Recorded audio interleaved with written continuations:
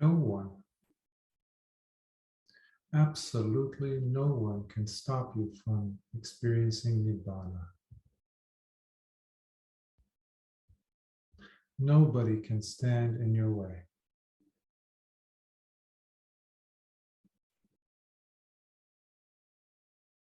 No situation, no circumstance, nothing.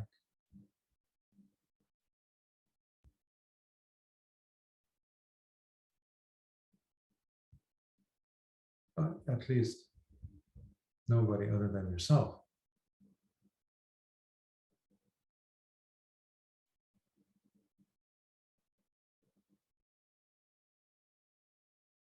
It's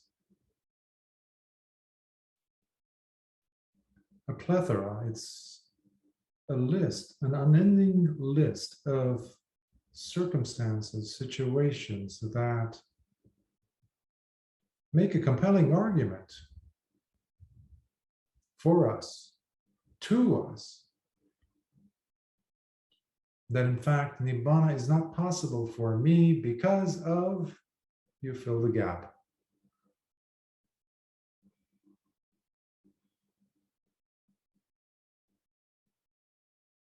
And we never run out of excuses. We never run out of things to convince ourselves that it's because of this that I can't, because of that I can't, because of my life situation, because of where I am in life, what I'm engaged in, the work I do, the responsibilities I have.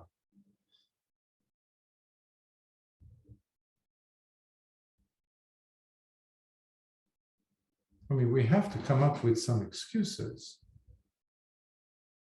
even though we don't like to use those words. They are quote unquote reasons as far as we're concerned.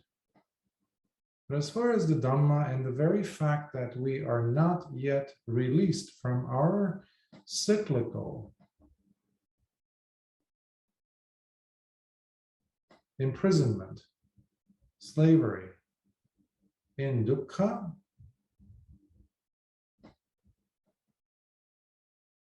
we're still there. It's very similar to being in a prison cell where the door is shut, but it's not locked. In fact, there are no guards with guns and rifles waiting outside. And all the doors are open. They're not locked.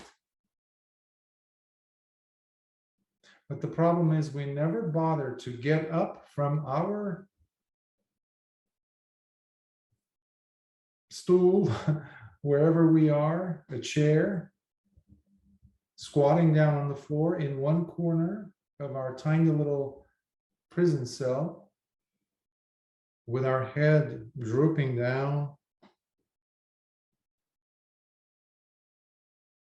We never bother to lift our gaze to look.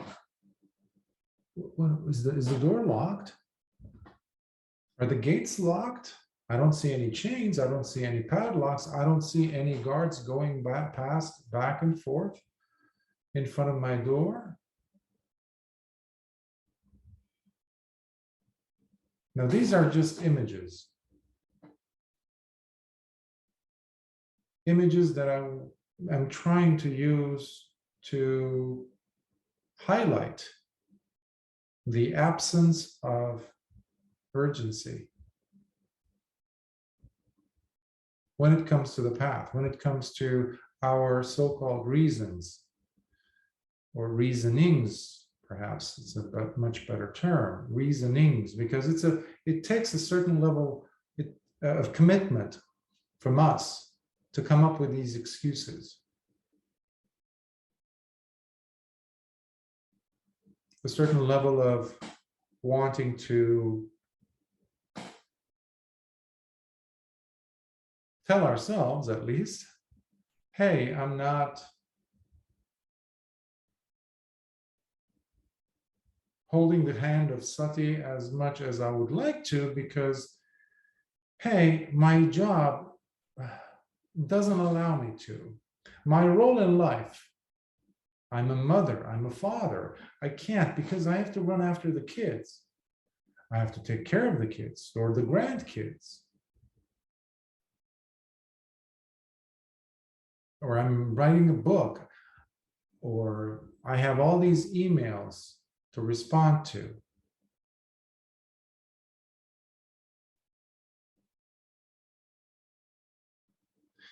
It's funny or ironic that we have urgency pretty much for everything else except for when it comes to the Dhamma. It doesn't require much reasoning for us to stuff our face with food or to say to ourselves, no, I think I need to sleep an hour extra when the buzzer is going off, when the alarm is going off, and say to ourselves, no, I think no, I'm just going to sleep in for half a day or half a minute. Even that requires an exceptional reasoning, a unique set of circumstances that we present to ourselves to say, no, I'm okay here in the comfy, cozy bed, versus telling myself, hey, I will get to practice once I'm no longer working today, once I'm back home, or once I quit my job, even better. How about if I actually quit my job and go become a monk? Yes, that's what I'll do. That's going to be my solution.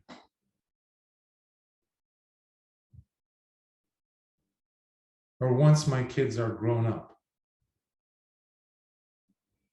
Well, the very fact that you are where you are in life, whatever the circumstances may be, it's a perfect opportunity to bring urgency to life. That's the perfect arena for Dhamma to take place. Otherwise, you wouldn't be in it. That is the fertile soil where Dhamma will grow, not could, but will grow if we put the necessary effort, the energy, the willingness to get out of bed, the willingness to say, I think I'm done with this plate, even though there's food in it. Venerable Sariputta had a policy. He would say, he would encourage his students to walk away from the meal, from the bowl or plate in our case, when you know that you can still easily eat 4 or 5 morsels, a good chunk of food, you can still eat those. He would stop at that. He would leave some room in his stomach so that it can get filled up with water when it needs to. That's a commitment. That's an understanding. That's an appreciation, which all of them have to stem from this sense of urgency, which is terribly lacking in our lives. But what is not lacking are the reasonings or excuses for us not to, or even using urgency in some cases to say, I really need to do it, but in order for me to do it, these set of circumstances need to take place first, which creates what? Tension. Why? Because I am just fueling these flames. because I'm holding on to something, basically the second noble truth. I'm wanting a set of circumstances to be there in front of me, to look back at me, a different situation, in order for me not to feel the pain. Meanwhile, that is exactly what's happening. Now, this comes in different shapes and sizes, looks, even in the shape of, or the guise of something noble.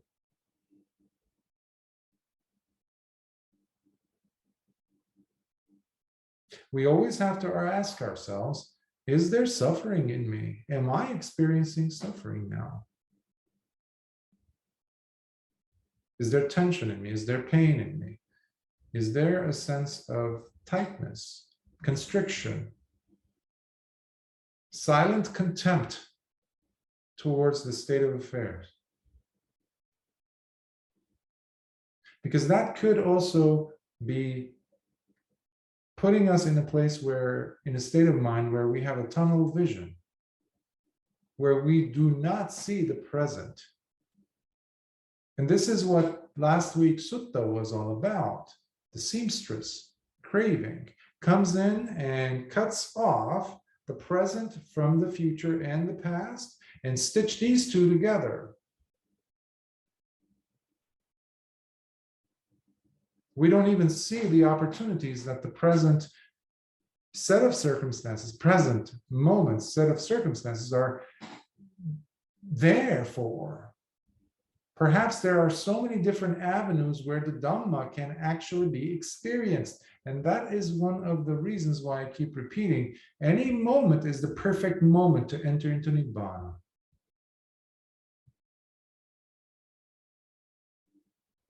And this could be that invisible monster that is standing in the doorway.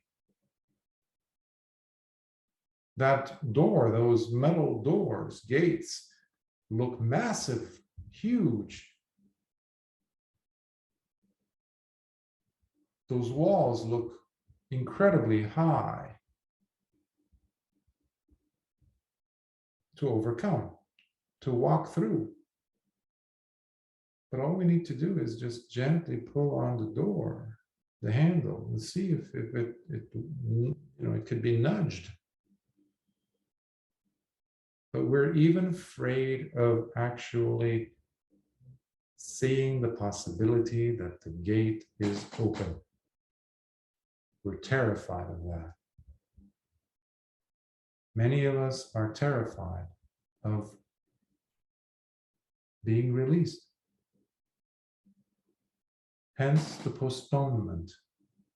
Hence the unending series of excuses. Why I have to move when I'm sitting, why I can't sit, Bhante, why I can't do this.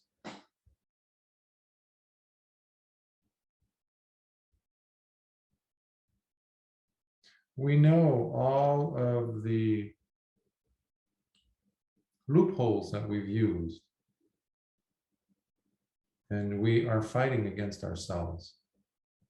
Earlier, I was saying nobody, absolutely nobody, can stop us from experiencing Nibbāna or going for it, except that is ourselves. There needs to be that dedication. We are dedicated towards other things in life.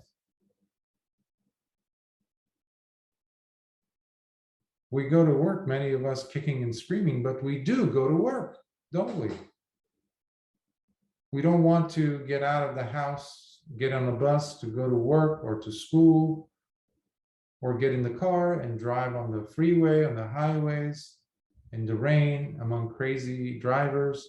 But we do, don't we?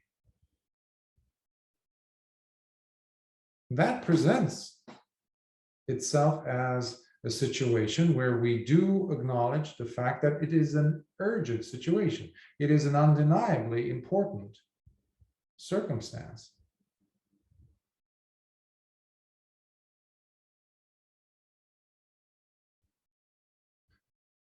So Can we negotiate both? Absolutely.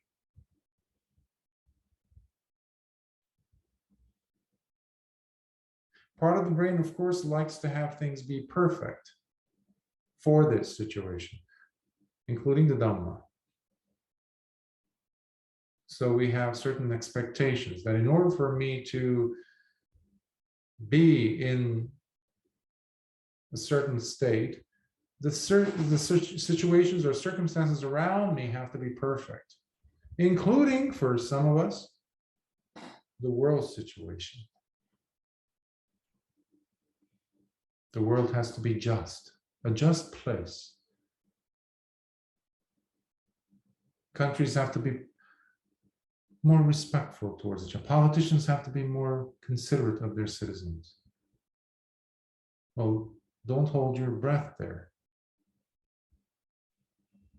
because that's never going to happen. But what can happen is you can still continue sitting there in your jail cell and never get up, never be motivated enough to get up and go and check to see the door if it's open or not, at least. Because otherwise we are in pain, we are in suffering. Who will do that? Nobody is coming to save us. Nobody's coming.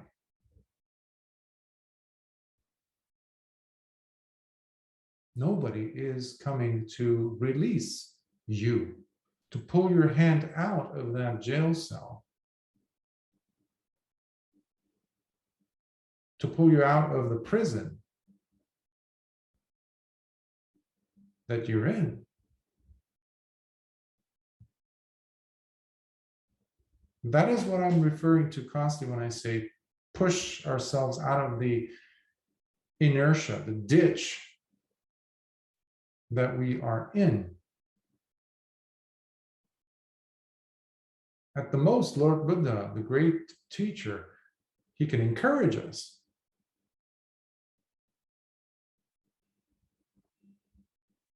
By coaxing, by encouraging, by inspiring. But that's it.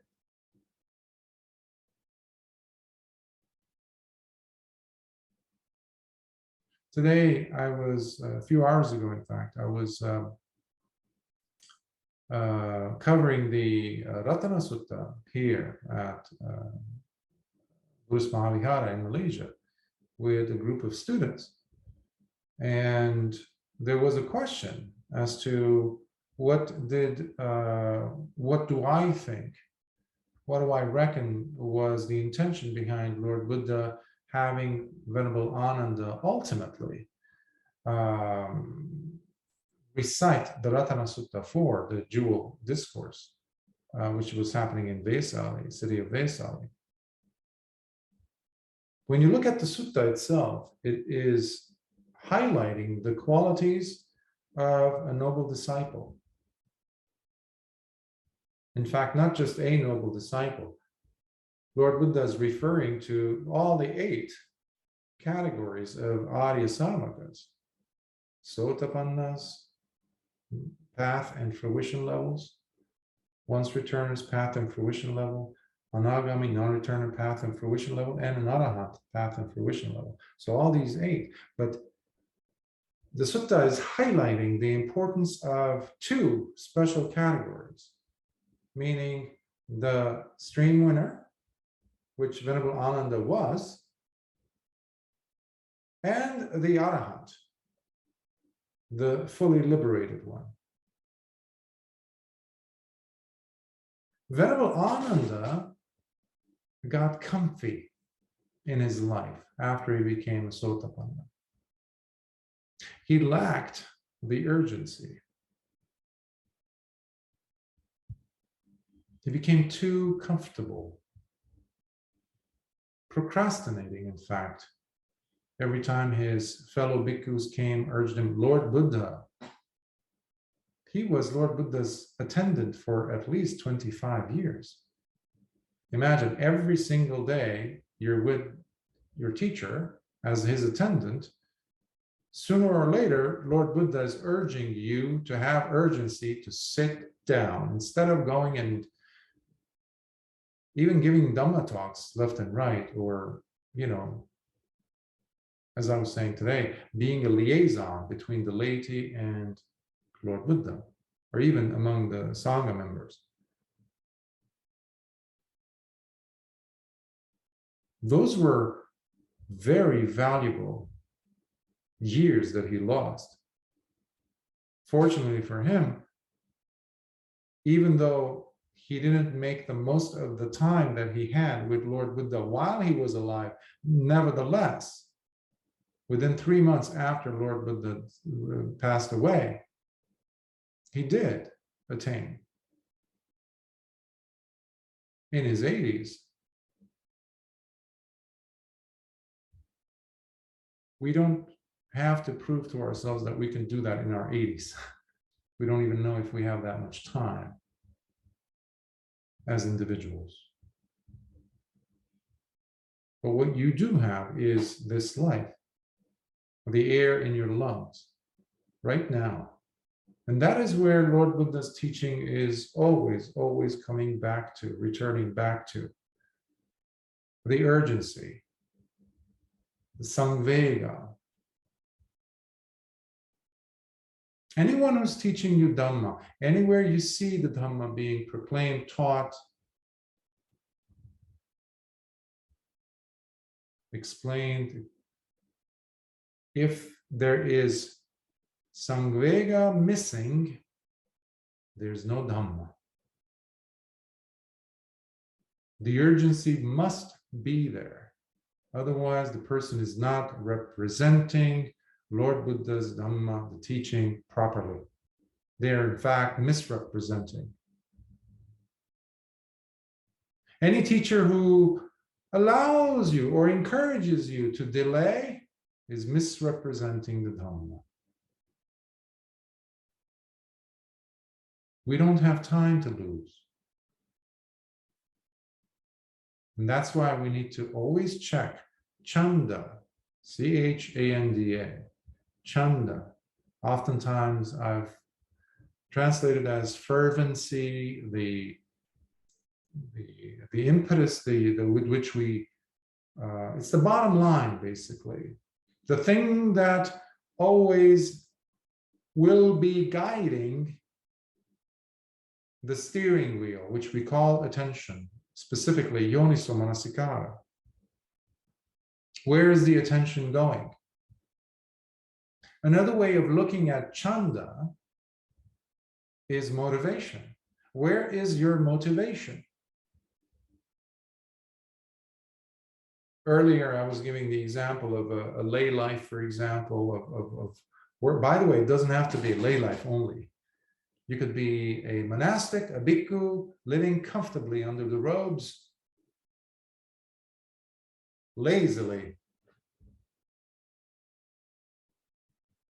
doing nothing about your own release. You're too comfy. Even if you came to the path and went forth later in life. Some people enjoy the laurels of some jhanic experience, and that's it. We need to nudge, push ourselves out of that ditch, whoever or whatever our life circumstances might be. We need to check our motivation, chanda, because that dictates where the attention is going. And that is the reason why you can enter Nibbāna from any angle, from any pedestal, any way station.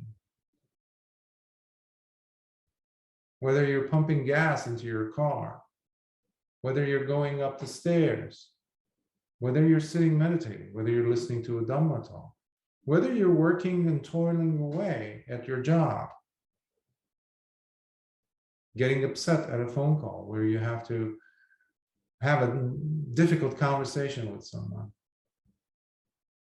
whether you're petting your dog or your cat, Instead of saying, yeah, I'll get to the Dhamma when the moment is right. Well, what I'm trying to say is the moment is always right. As far as I understand the Dhamma that Lord Buddha taught, the moment is always right. And that's why we never stop seeing examples left and right in the suttas where individuals became arahants in the most seemingly mundane of circumstances, simple situations.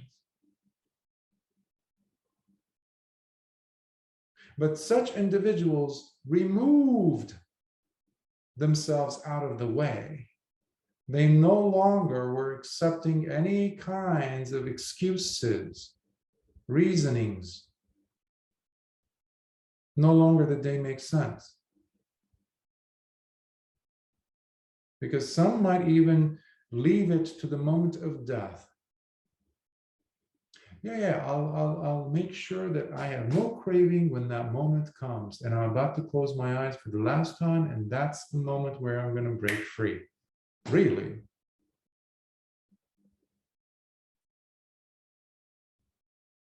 How about the rest of your life prior to that moment? What was that all about? So let's check our urgency. Let's check our attitude. Let's check our motivation to see, where is my energy going? Where's my energy going? Because ultimately, no one really is standing in the way. But Mara is always there. Our conditioning, our laziness is always there. It will never, the world will never stop from giving us plenty of reasons to delay. The injustices, the unfairness, the dogs barking next door, the neighbors, the body, just the body is enough.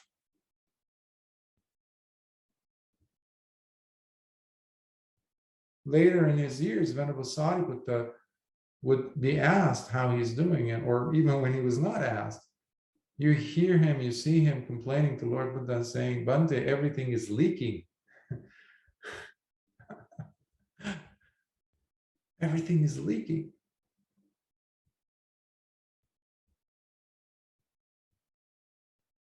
But in his case, he was already an arahant.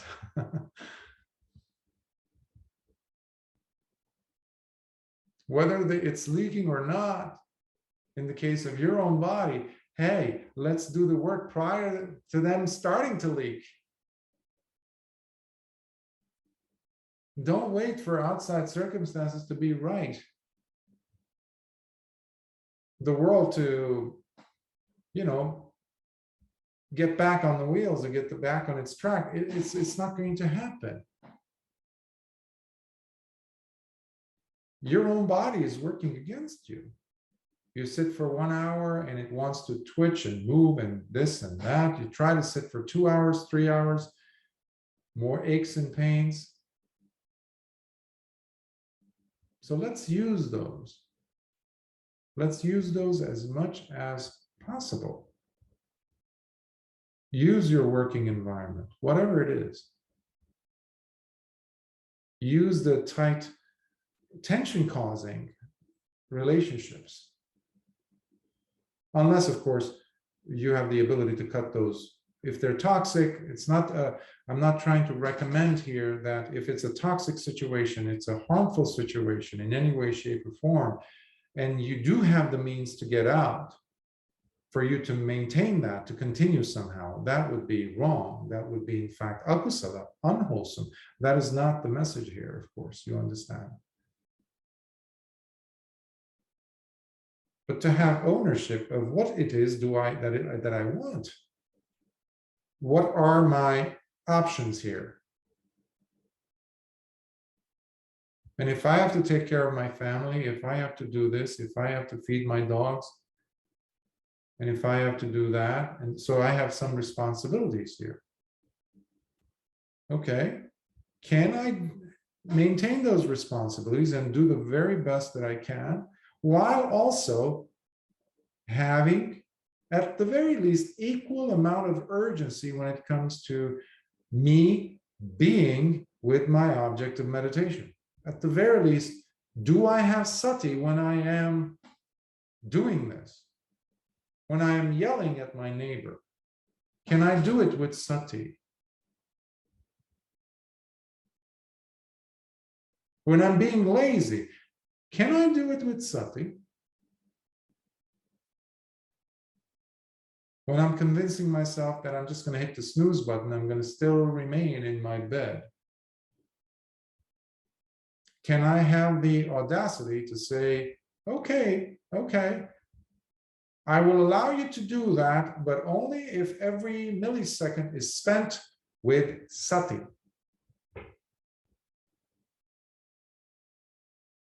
You're still in bed, you know. You didn't leave, you didn't get up. But you are maintaining your awareness, your full awareness of your body, where it is, how it feels. You're already doing so much.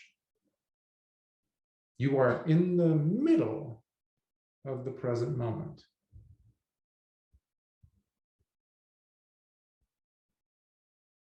So despite the outside circumstances, you can do fine. But one of the worst things we can do is to add more strife and tension and dukkha, basically. Because the circumstances aren't to our liking, so that we can have the perfect environment for us to practice Dhamma in our, calculation. And at the same time, we're missing opportunities. We're delaying.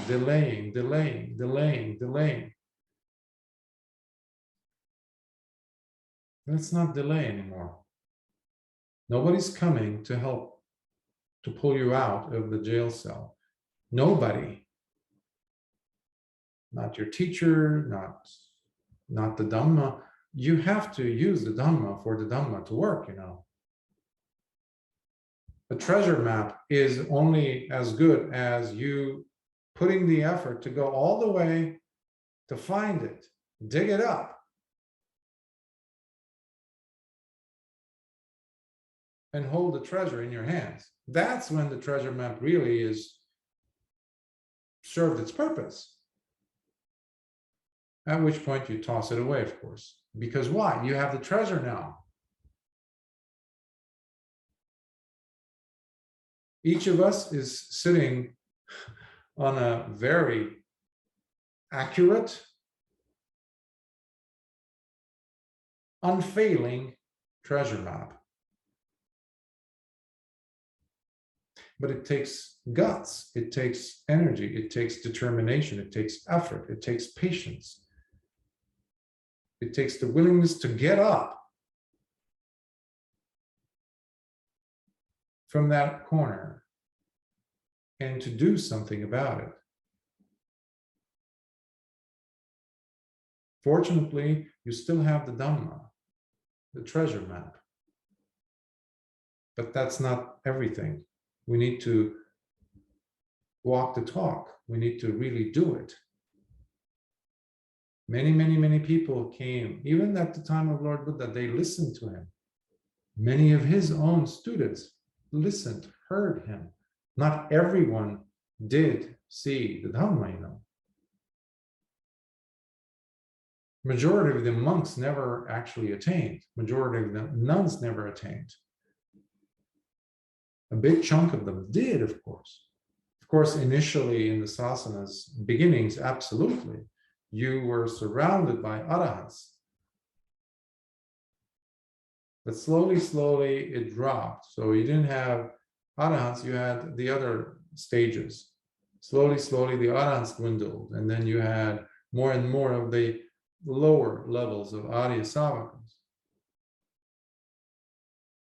We are fortunate enough to have some arahants on the planet still, but they are so very few in number than what they were. But then you look around, so many people calling themselves Buddhists and practitioners, this and that, but really? Again, this is not about pointing fingers away from us. It's about pointing it at us. What am I doing with my treasure map? Really? Seriously? You have everything you need. You have all the tools you would ever need to attain Nibbana. Okay? You have everything. So what are you going to do about it, as the saying goes? We need to muster up the courage. We need to have the motivation, the correct motivation. Every time you sit, make sure your motivation is in the right place. And throw away all these circumstances, these hypotheticals, these conditions, preconditions. That these have to be perfect in order for me. They need to be aligned perfectly in order for me to go deeper. No, it's those tiny little droplets, if you will, of sati that you include in your daily life. Especially if you're able to detect those moments when the sixth sense fears present themselves. And they're always doing that. Always, always, always. One is always predominant. Maybe it's the sound to the ears. Maybe it's the sight to the eyes. Catch it at the beginning before it becomes too intense. And even if you don't catch it in the beginning, if you're able to see it at its apex, the highest point, that's also a lot, saying a lot. But don't do it once. Yeah, I was able to see, yeah. I was able to see this moment, yes. But what about the other zillion other moments that happen during the day? While you're celebrating here. It's always happening, so that there needs to be that continuation of sati. And the more it becomes unbroken, less and less, and more frequent, where you have more moments, extended moments of sati,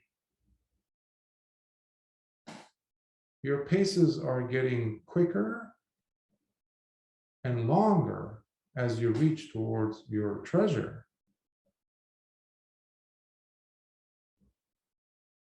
Remember, the Lord Buddha said, it's right here in the fathom-long body. Everything is here. Everything is here.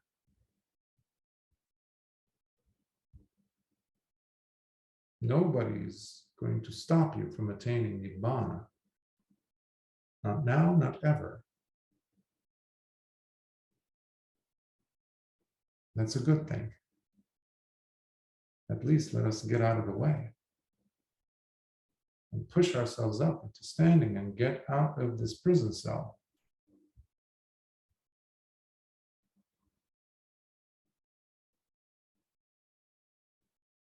And the key thing to remember here is there an uplifted state of mind? Is there tranquility of mind? Is there joy? That is your telltale sign that you're on the right path. If it's creating more strain in you, something's wrong. There's dukkha. The closer you get to the treasure, X marks the spot, the closer you get, there needs to be more and more states of calm, of joy, of relaxation, where you're getting more in tune, more comfortable, more softer, at least with yourself. But be mindful of taking one step forward and two steps back. Or 2 steps forward and 2 steps back. What is that? We're stuck. We're back in the same place. Lord Buddha describes in the Book of the Sevens 7 types of individuals whom he uses to, with the help of the simile of those being in water. or being like water. One of them is who gets up from the bottom of the water only to sink back down and drown. Another gets up and stays afloat, but then sinks. Another one goes up and then stays afloat. That's the one with the 2 steps forward and 2 steps back. The first one, by the way, was a person with evil intent, unwholesome. They're always sinking. They don't have a chance. The second one, who goes up and then sinks back down again, is the one who looks at, for example, faith, the value of having faith, the value of having wise moral shame and wise moral consideration. The one who looks at sila and sees the benefit, at least momentarily, and says, you know what, I'm going to dedicate myself, or meditation. But it is very short-lived. Then they go back, sinking back down. And the third one that stays afloat is the one that doesn't do much. They're just there. And then there's the fourth one who actually goes and looks around, at least to check, where am I? That is the person who is taking an extra step to probe, using vipassana, to look penetratively into nature, into understanding the world, asking questions. Where am I? Looking at their predicament, at least, to find out what is happening. Most of us are not even doing that. And then there's the fifth one, who goes across the river to the other side, swims in that direction. They not only are no longer sinking, they're no longer are they floating. They're not just looking around, but they are moving to the other shore. And then there's the sixth one, Lord Buddha says, who does all that, meaning they inculcate, they bring up faith, they see its benefits, faith in themselves, and the ability for them to actually attain Nibbāna. That's also faith, you know. Having a virtuous behavior, being dedicated to their practice, dedicated to the Dhamma, always trying to probe through this material we call life, penetrating through their own delusions. That's also looking around, by the way, a metaphor for that. And then they swim across, and then they get a foothold. Their feet touch the ground in the water. They know that they have reached land. And then there's the seventh one, Lord Buddha says. That is the one who does all that, crosses over, and goes up to the higher ground. That is the Arahant. But nobody got him out from the bottom of the river. Nobody does that. Lord Buddha couldn't even do that to Ananda, his own cousin. We have to do that.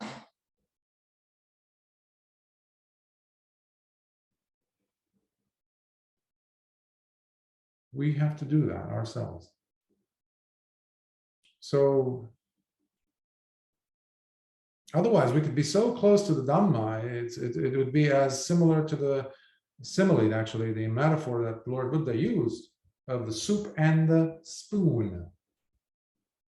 The spoon is so close to the soup. In fact, that is the thing which gives you the soup. You taste the soup with it. They're so intimate, you would think, but the spoon will never taste the soup, Lord Buddha says. Never. And that's what we have often. Let us not be those individuals, or among those individuals who have access to the Dhamma, but they never really taste the soup. Let that not be our example. Let us learn from that example by changing and recalibrating our motives, our motivation, in fact, the chanda. And always check our attitude, always check where is the manasikara, and make it sharper and faster and more and more and more rapid to capture what sensations are coming in at the beginning point, at the point of origin. That's what yoni means. Yoni is the point of origin. Yoni so manasikara, meaning your attention is like a laser beam, boom, at the beginning point of where contact happens. Well, how can you do that when you have an absent-mindedness, when your sati is dull? How could you do that? It's impossible. So we need to sharpen it. That's why we practice mindfulness. So bring some elegance to your motions, to your movements. That's another way of saying Sampajañña, full awareness of your body. Full awareness. Make your motions in time and space, especially when you, let's say, when you're getting up out of bed, either at night or early in the morning, when you have all the reasons in the world to not have mindfulness, see if you can bring mindfulness there, because that's going to just raise it up by several notches. The ability for your mindfulness to get sharper and sharper. And the more you do that, the more you'll see that mindfulness, in fact, is holding on so tightly to you. You don't have to hold its hand. It is there with you, whether you're holding its hand or not, it is with you. That's when your feet are actually going to be carrying you straight to the treasure, even when you don't even look at the map. So I hope these images are encouraging you and to become more aligned with the work that we're trying to do. So long as there's life in our bodies, the life force hasn't left us, and the Dhamma hasn't left this planet yet. So let us, because that time is coming, and it is already here. So what some of us are doing is simply staunch rejection of that possibility, resistance to that, by making sure that at the very least sati is maintained, and we go back to the source of the teachings for ourselves and for others the best we can. But the best way you can protect the sasana is in your heart, by doing the work. Check your attention where it is. And I will stop here. And hopefully that has been helpful. And if there are any questions and comments, I would be more than happy to share my thoughts.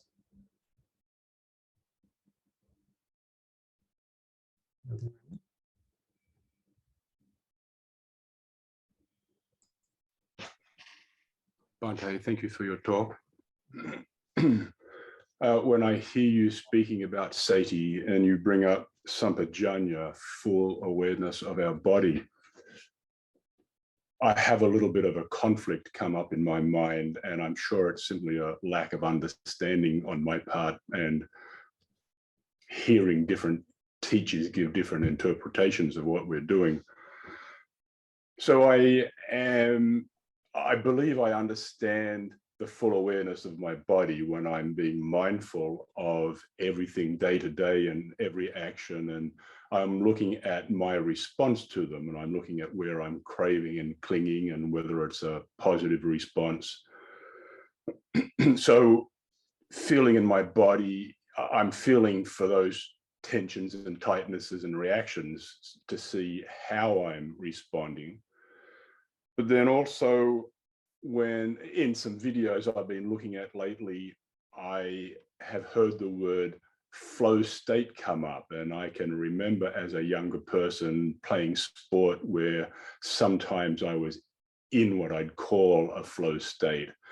And in that state, what I seemed to have was no thought of self. It was just simply an awareness of what was going on, what I was doing, what other people were doing. And imagine yourself playing football without having any thought of the next action or the goal. It's just a total calmness and being aware of what's going on. And to me, that would be a goal of what we're doing, how being able to go through life without the craving for things to happen and simply being aware of what's going on without trying to control it. And I'm seeing those, the Sampajañña, the awareness of our body, and that flow state, the thoughts of no self, is conflicting. It seems to me that when we're doing jhana meditation and we're using an object of meditation, again, we're trying to get the thoughts off ourselves. We're using an object of meditation so that we can stop talking to ourselves and to let go of all that craving. So the total awareness of the body and the using an object of meditation seems to be a little bit of a conflicting instructions. So how have I got that wrong? And I'm certain that I have. When I'm being mindful, can you just run through both of those scenarios, how I'm using one of them or the other or both to be mindful? Have you ever looked at a disco ball? Yes. It has multiple facets, or a diamond. It has multiple facets. And when a person says the flow state and compares it, let's say, with Sampajañña, is there some element of truth there? Possibly, maybe. But is it the whole thing? Absolutely not. It's just a facet of the state that will inevitably take place. You mentioned sports. I used to paint a lot, and there have been times where I started painting on a canvas at, let's say, around 9 p.m. and I was still going at it at 4:50 or at sunrise in the morning, and I didn't even know how the hours went. It just flowed. It was just, another word would be the zone. I was there, but I wasn't there. So this, we have to be careful in using terminology that it's, it could be coming from pop psychology, et cetera, but to kind of squeeze that into the Dhamma.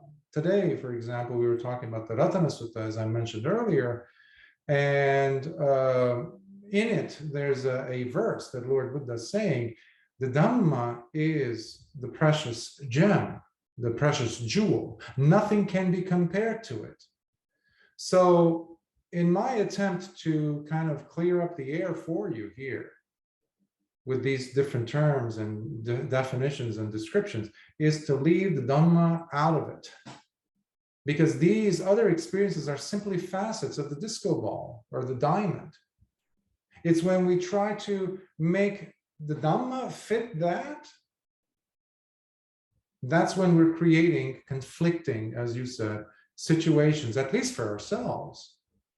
Because now the mind, because that's all about the left brain, by the way. The left brain is trying to make sense. The cognitive brain is trying to make sense. Okay, I need to have a tangible situation, a tangibility, if you will. I don't know if even that's a word, but something to be made into more palatable than it is.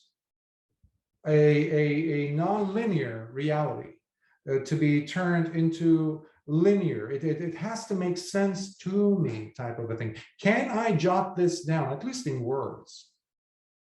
And that's another futile attempt where we go ahead and try to use words to describe the Dhamma or Nibbana. That's why Lord Buddha had given up on describing Nibbana. But what about Sati Sampajañña? Can we talk about that? Yeah, we can. Use the body. Well, it doesn't necessarily have to be just the body, you know. Because what you are describing as you're seeing the nuances, the daily nuances that you go through, meaning what is my relationship to this? Is there hatred? Is there anger? Is there frustration? Being able to do that, you're actually applying vipassana. Well, if we go ahead and indulge a little bit and go ahead and talk about, let's say, well, the zone or being in the flow of things, how does that relate with being able to detect? Because you're actually doing Dhammanupassana over there. You're looking at the different phenomena and the relationships that are taking place as you're going about moving in time and space. So you need to be able to apply penetrative insight. The way I understand it, when you are in the zone or in the flow of things, that cannot be possible. I hope that clarifies a few things, because we need to not mix apple or compare apples and oranges. Oranges make delicious juice. Apples also, if you squeeze them, they make some delicious juice, but they're not the same.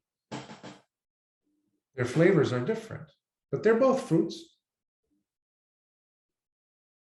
We like to create or turn at least the world into a phenomenon that is more palatable, that is more relatable, especially when we're dealing with themes like this. Call it loosely termed spirituality or the mind. Because oftentimes we are groping in the dark, and the moment we are intellectualizing, which is what this is also, what I'm attempting to do is also using the intellect to decipher, to grope in the dark and say, oh, this is what it looks like, this is what it feels like. But it's not. It's like those blind men in Lord Buddha's example, the metaphor of going and somehow describing what an elephant is supposed to be. Some people are saying it's a whisk, because of the tail, flyway, you know. Another one is a fan because of the ear. Another one is a huge trunk or like a trumpet. Another one it's a big column because of the leg, the belly. Each one was simply getting a snippet of reality. So we need to be cautious when it comes to using terms like that or using them out of context. Yes, there's elements where, when you are practicing meditation, you sit and all of a sudden, you don't know where those 2-3 hours went. You were in the flow of things. Yeah, okay. What was there vipassana? Was there any insights? No, it felt great. Okay. But that's only part of it. Sampajañña, on the other hand, there's Sampajañña, there is jnana, there's knowledge, there's seeing. In essence, there is wisdom there. So it could be as simple as moving your hand to pick up a bottle of water. It could be as simple as that. Or moving in your bed, trying to adjust your pillow while you're supposed to be sleeping. That is where your practice is spreading. It's like the ink, ink blotch. It just like it spreads if it's wet, just like spreads over everywhere on the piece of paper. That's your sati, expanding. That's why they're used together, sati sampajañña. because you cannot have full awareness without sati. And sati without Sampajañña, I consider it one-pointedness. You're concentrating. It's not even sati. You're just localizing on one single thing. You're overly concentrated. You're top-heavy at the exclusion of everything else. That's why it's one-pointed. Meanwhile, a lot is happening. Even quantum physics tells us a lot is happening. The mind is simply picking up one thing at a time. And this is why a lot of people were very much interested in the philosophical aspect of things. And many people were actually stunned a week ago or 2 weeks ago when I was covering the Tipitaka, the 3 baskets. And I said, actually, it's supposed to be Dvipitaka, Dhamma and Vinaya. Forget about the Abhidhamma, because that was a later addition. But intellectuals, they're completely disheartened in hearing that, because it keeps the ego active.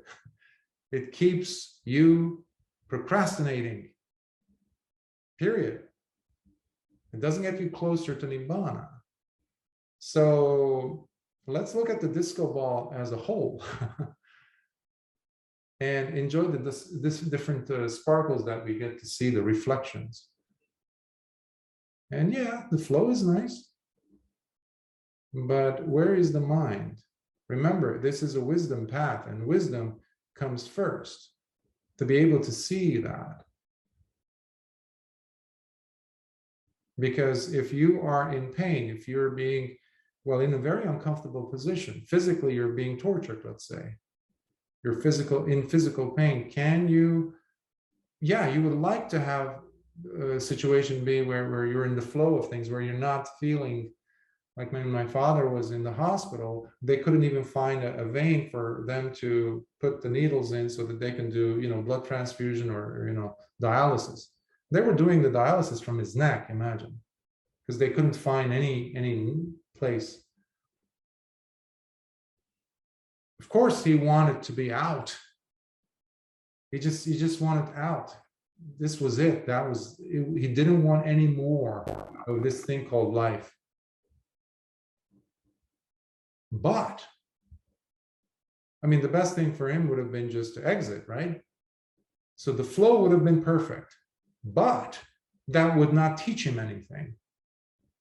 If he knew the Dhamma, if he was able to perceive using vipassana, penetrative insight, to understand that there's this thing called anicca, that even this pain, despite the fact that it is atrociously hard to bear, it wasn't always like that. And this is the body, it's breaking down. The 4 elements are breaking down. The 4 primaries are breaking down. What is my attachment to this? Now that is, of course, that is a very extreme image. And what I'm saying is we're trying to maintain sati to such a point where we could, if the situations present themselves in such a way where we have to deal with such circumstances, can we maintain sati and sampajañña despite the outside circumstances? That's what I'm trying to say is attention. We are practicing, we are training the muscles, if you will. Muscles of our attention to get it quicker and quicker and quicker. Because in the description of my example of my father, that is already the apex. But prior to that, there are many, many, many moments where these experiences are arising. Because the last thing you want is all of a sudden being caught in the middle of the hurricane, in the middle of this, destruction, when the mind is all over the place.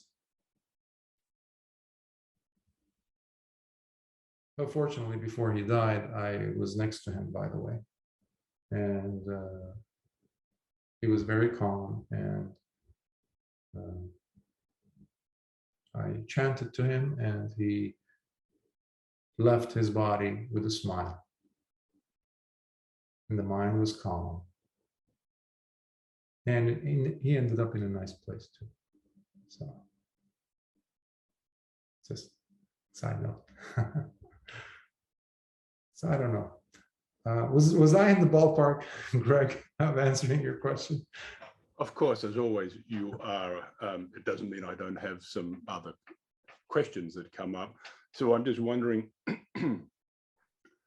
since you give the emphasis, or it appears to me to get the emphasis on the feeling in the body and the insights that come with it, it seems that I guess I'm relating this in the flow state or this in the zone to closer to the goal that we're trying to get to. It sounds to me like you don't agree with that comment, in that we can go through life without this feeling of self and without the concerns about what we're doing, you know, trying to achieve something, or this is good and this is bad. When I experience what I call a flow state or the zone, then I don't have those thoughts. It's more of a total calm and just an awareness of seeing what's going on without those feelings. I had equated that as a good thing, so I'm not sure that you're saying that it is a good thing. I'm hearing several things. There's atta, there's this sense of self-identification, which can be a thorn in the side and which we want to get rid of. But the getting rid of means repulsion. It means dosa. It means that I am closing the door on learning and gaining insight into a better understanding of what is the set of conditions that are bringing this sense of identity about in the first place. And that is the very last Sangyojana, by the way, the very last fetter that is holding an arahant from becoming an arahant. So they're stuck there. Why? Because there isn't that sharp, wise, penetrative insight into the reality of it. Otherwise, we're always wanting to jump out and go to that goal, as you said, to reach that goal. Well, it's not there to be reached. When you hear that, that's what they're trying to say. It's not a goal out there. I know many people were doing the jhanas in some circles to simply get out and away from the uncomfortable situation. It was the same thing that they were claiming that they are different from, meaning their wisdom path, but they're not, because wisdom can only come when you're staring at the thing face to face. It's not going to fall into your lap, wisdom, this mythical thing called wisdom. It's not going to happen. And it's not a state that comes simply by us having avoided it by jumping up, through the jhanas as if it was like a stairway as we're moving away. Meanwhile, it's just a state of trance, by the way, because there's a lot of suppression, No wisdom is gained there because I'm closing the door on it. It's not like these glimmers of things, the lights that all of a sudden, yes, those are the dependent originations. No, it's just a bunch of nonsense. There's no source to it in the suttas, nothing to validate that. Plus, the character of the person is everything that you need to see, whether this is true or not. There's no wisdom. Because as a person comes out of such a jhana, they're still the same person as they were in the corner of the jail cell until it wears out. Well, where's the wisdom there? That person is so far from Nibbana. Nibbana is not a state that you stumble into. It requires work. It requires penetration. Through what? Through the last fetter I was mentioning, the ignorance, the avidya. Avidya is the absence of vidya or panya. So we need to be mature in how we look at life. And the best example is the body. That's why Lord Buddha says, this is it, the fathom long body. That is your gateway. Ajahn Mun says the body is like the mountain with many, many caves. And each cave has something to teach you. In fact, any one of them will do the job if you just go through it.